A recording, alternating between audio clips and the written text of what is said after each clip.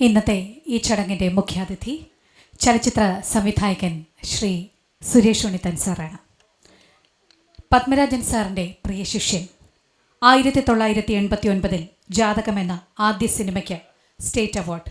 രാധാമാധവം, സത്യപ്രതിജ്ഞ, മുഖചിത്രം, ഉത്സവമേളം, ആർദ്രം, ഭാഗ്യവാൻ, തോവാളപ്പൂക്കൾ, ഋഷിശൃംഗൻ, അയാൾ, ക്ഷണം തുടങ്ങിയ കലാമൂല്യമുള്ള എത്രയോ ചിത്രങ്ങളുടെ സംവിധായകൻ.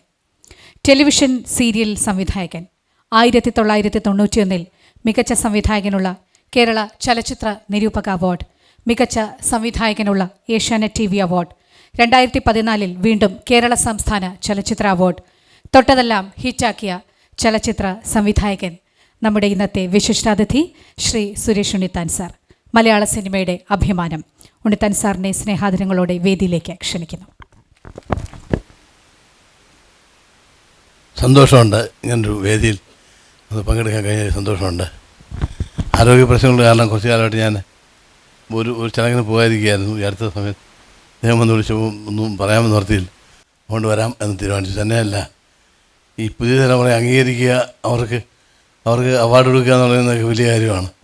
അക്കാര്യത്തിൽ പങ്കെടുക്കുക എന്നുള്ളത്, അങ്ങനെ ചടങ്ങിൽ പങ്കെടുക്കുക എന്നുള്ളത് വലിയ കാര്യമായിട്ട് ഞാൻ കാണുന്നു. എന്തായാലും പുലരി ടിവിക്കും അവാർഡ് ജേതാക്കൾക്കും എല്ലാവിധ ആശംസകൾ നേർന്നുകൊണ്ട് നിർത്തുന്നു. നന്ദി, നമസ്കാരം.